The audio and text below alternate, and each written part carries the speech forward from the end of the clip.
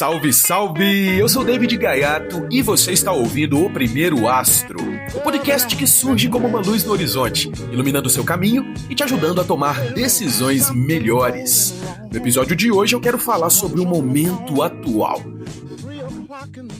Sabe essa sensação estranha de assistir uma reportagem na TV, rolar o feed de notícias ou assistir um pronunciamento político e nada fazer sentido? Aí você se pergunta, nossa, será que eu emburreci ou... Por que nada parece estar se encaixando?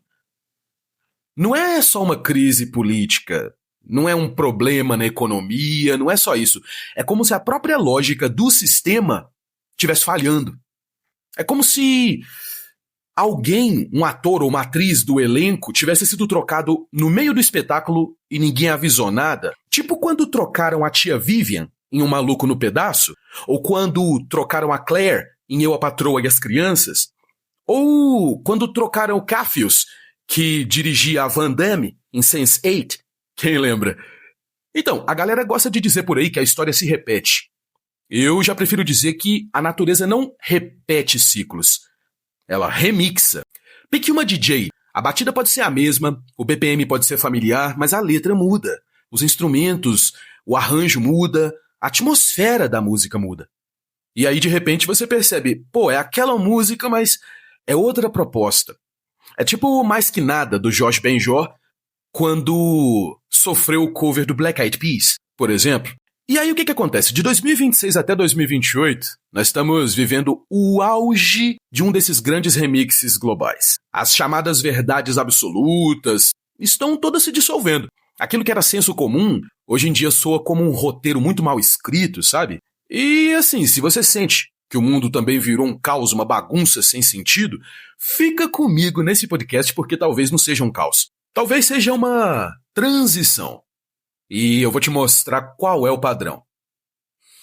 Para a gente entender o agora, é importante entender o antes. E aí a gente consegue projetar o depois. É passado, presente e futuro. Nós fomos ensinados a enxergar o tempo como rola no relógio. Né, segundos que se juntam em minutos, que se juntam em horas, mas o tempo histórico é outra coisa. É uma parada que os alemães chamam de Zeitgeist, e que é o espírito do tempo, é a atmosfera de um período. E o tempo histórico em si é uma tecnologia de organização, é uma tecnologia de poder. Eu sei que parece esquisito, já que dá a sensação de que o tempo é uma coisa autônoma, né, que passa sozinho, mas pensem assim, o tempo é uma coisa. Os instrumentos que medem o tempo são outra. Esses sim estão sob a égide do poder. Por que vocês acham que cada nação usa um calendário diferente?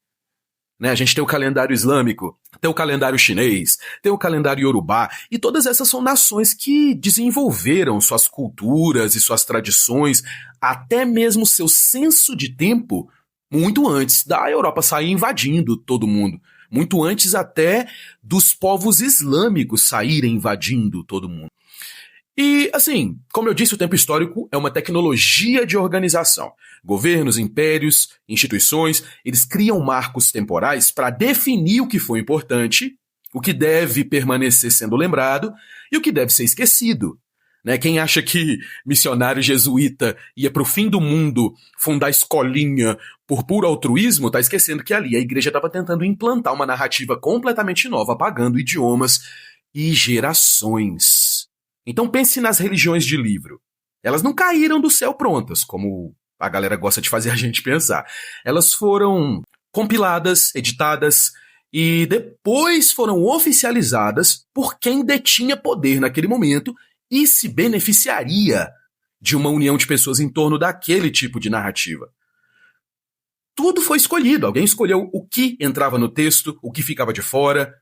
E assim, não é questão de julgamento moral, que é bom ou ruim, é uma análise de que estrutura seria mais favorável. Foi o que o Império Romano fez quando adotou o cristianismo, né? Enfim, quando a gente fala de estrutura temporal principalmente, e essa coisa de atmosfera do tempo, a gente está entrando no ponto central de 2026.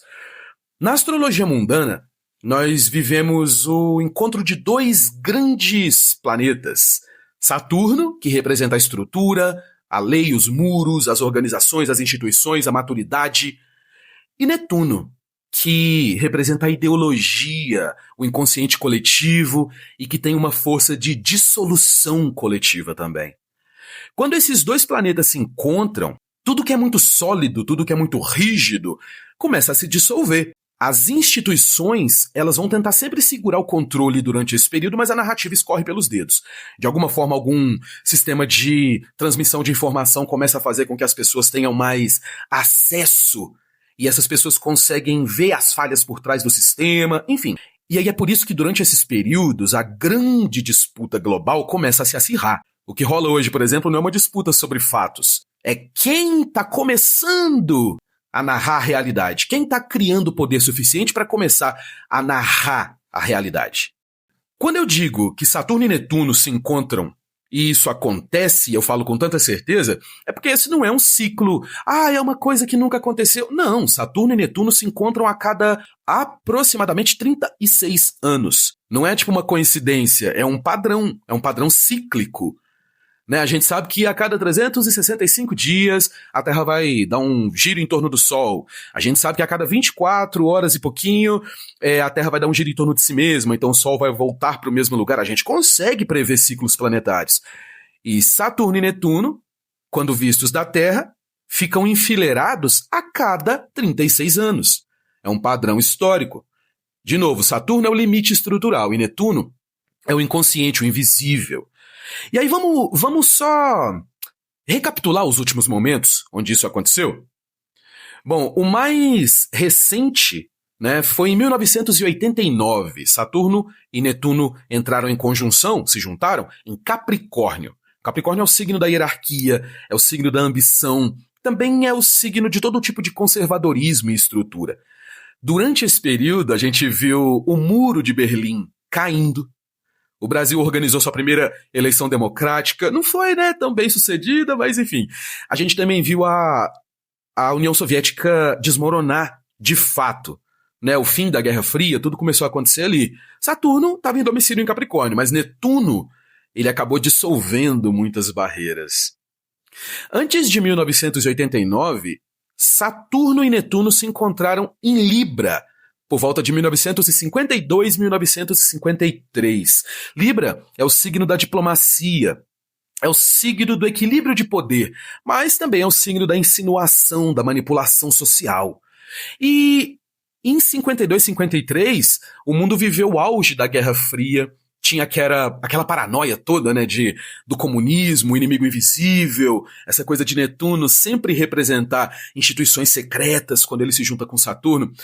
Ao longo da conjunção de 53, a gente assistiu à morte de Stalin, né, a reestruturação total da União Soviética, ou pelo menos do que vinha a ser o regime soviético. Elizabeth II foi coroada. E um detalhe interessante, né, que a gente vai ver dentro desses padrões é que Porto Rico, em 1953, se transformou em um Estado livre associado, bem entre aspas, né, dos Estados Unidos. Era controlado pelos Estados Unidos, era totalmente dominado, mas tinha uma Constituição. Era livre, mas estava sob a soberania americana. Foi uma dissolução parcial, mas não uma ruptura. E vocês vão entender esse padrão e por que eu mencionei Porto Rico. Anteriormente a isso, a gente viu cerca de pelo menos 2 anos muito semelhantes, que foram 1917 e 1918. Em 1917, Saturno e Netuno se encontraram no signo de Leão. E uma conjunção em Leão vai falar sempre do poder, do trono, seja a queda dos reis, das monarquias, ou seja a ascensão de algum tipo de governo. Entre 17 e 18, 1917 e 1918, nós assistimos à queda do Império Russo, nós assistimos à queda do Império Otomano, foi o auge da Primeira Guerra. Houve a união formal da Iugoslávia. Quem nasceu depois da década de 90 nem sabe o que é Iugoslávia. Né? Iugoslávia, traduzindo ali do idioma deles, Iugo seria o sul, né? E Eslávia seria a união dos países eslavos do sul. Enfim, durante esse período da Primeira Guerra, Netuno, que fala da arma e da ameaça invisível, também fez esse paralelo com as armas químicas da guerra. Foi a primeira vez que o ser humano ficou assustado ao ponto de lutar contra um inimigo invisível, né? O terror das trincheiras ali, enfim. E o que era interessante foi que Porto Rico, durante essa conjunção, acabou sofrendo a imposição da cidadania via o Jones Act. né? Ali a gente vê muito o paralelo de Saturno delimitando, dominando, controlando territórios por ambição. E Porto Rico se tornou praticamente uma colônia dos Estados Unidos em 1917 e 1918. Essa mesma colônia conseguiu sua, não diria sua liberdade, mas organizou sua Constituição em 1953, na conjunção seguinte. 1989, Porto Rico também viveu situações interessantes, mas eu acho que algo que todo mundo lembra, que todo mundo percebeu, inclusive ocorreu no mês de fevereiro de 2026, agora recentemente, é uma ironia da redefinição da cultura, né? No evento do Super Bowl, no evento do intervalo do Super Bowl de 2026, o artista porto-riquenho Bad Bunny, ele ocupou o palco e criou toda uma situação de estrutura de orgulho latino. Na verdade, de orgulho americano, lembrando que a América não é só os Estados Unidos, né? Isso é puramente Netuno, né, que representa a cultura, o inconsciente material, e isso é atravessar Saturno. Quando Netuno atravessa Saturno, o poder da arte, o poder midiático, o poder do inconsciente coletivo ultrapassa as fronteiras que Saturno determina, ultrapassa a narrativa e a história que as instituições tentam espalhar. Entende? Isso é muito interessante, porque é um paralelo popular que não é necessário ser um especialista em geopolítica para entender, né? E isso é bem interessante. A próxima conjunção entre Saturno e Netuno ocorre no ano de 2026, no dia 20 de fevereiro. Áries é o signo do início de tudo. E se os ciclos anteriores representaram a dissolução de impérios e ideologias, o ciclo que se inicia em 2026 pode ser uma grande explosão inaugural. Né? Pode ser que aconteçam várias coisas aqui. Pode ser o fim da separação entre a Coreia do Norte e a Coreia do Sul. Pode ser o início da queda dos Estados Unidos da América. Pode ser o surgimento de uma nova ordem econômica multilateral, né, que não dependa do dólar, que não... Enfim, quem sabe o que é que pode acontecer nesse novo ciclo. Mas uma coisa que eu acho que é interessante, quando muita gente não se convence, a gente pode fazer aquele fact-checking, né? Pode checar os fatos. E eu acho que pra gente entender como tudo isso não é aleatório, é bacana dar uma olhada no ano de 2025, fazer uma pequena recapitulação pra gente entender como tudo isso veio se desenhando. Por quê? Porque desde março, desde do encontro planetário de mais ou menos fevereiro, março de 2025, Saturno e Netuno estão fazendo essa dança de encontra, não encontra, encontra e desencontra. A velocidade desses dois planetas é muito diferente. Saturno leva 29 anos para dar uma volta em torno do Sol, 28, 29. Netuno leva entre 170 e 173 anos para dar uma volta em torno do Sol. Então é isso, eles se encontram a cada 36 anos, mas eles ensaiam, eles aproximam, se afastam, enfim. Em 2025, a gente foi assistindo várias coisas. Entre março e abril de 2025, Saturno e Netuno estavam encontrando-se em Peixes, o signo da fé, o signo da subjetividade de tudo que é abstrato, e especialmente o signo dos sonhos, né? O signo daquilo que você segue e faz porque acredita que vai dar certo. Entre março e abril de 2025, a gente viu o Brasil pressionando o BRICS por reformas financeiras. E, ao mesmo tempo, a gente via as tensões tarifárias escalando muito, né, com os Estados Unidos. A fé na ordem econômica que na verdade foi criada depois da guerra, né, pós-Guerra Fria, aquela ordem econômica inabalável, os Estados Unidos com todo o poder financeiro global, está começando a se dissolver, né, como eu disse. Entre maio e agosto de 2025 foi a entrada no signo de Áries. Ali a gente teve Saturno, Netuno em momentos diferentes e não encontrando-se, né, como vai acontecer no dia 20 de fevereiro, mas houve uma entrada em Áries. Ali tudo que era névoa, tudo que as pessoas ficavam só pensando, ai não, isso é ilusão, é delírio, que é a ameaça da Terceira Guerra, né? Tudo ali começou a ficar mais concreto. Os bombardeios americanos nas instalações nucleares iranianas, a galera desesperada pensando, meu Deus, e agora? Vai rolar guerra nuclear ou não? O que tá rolando? Mas foi aquele alarme assim, só de uma préviazinha.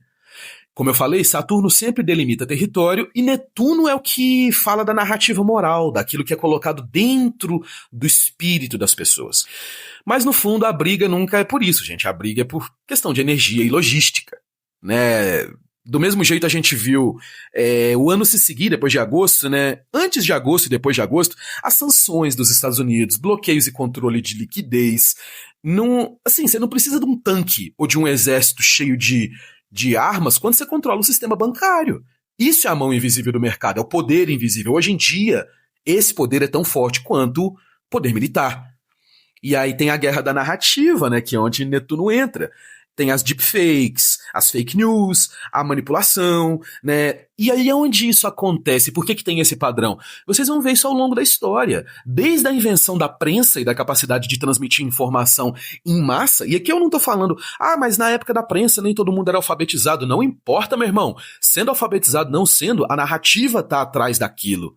Né, os artistas estão divulgando aquilo. Fosse num período de centenas de anos atrás, seja hoje em dia, vão ter pessoas divulgando arte, espetáculos, narrativas. Fosse antigamente um poeta no meio da praça, fazendo uma poesia sobre o imperador para tentar aumentar a popularidade dele, porque ele ganhou dinheiro para fazer isso. Ou seja, hoje, uma grande máfia de fake news disparando ali coisas contra ou a favor de um candidato porque recebeu por isso.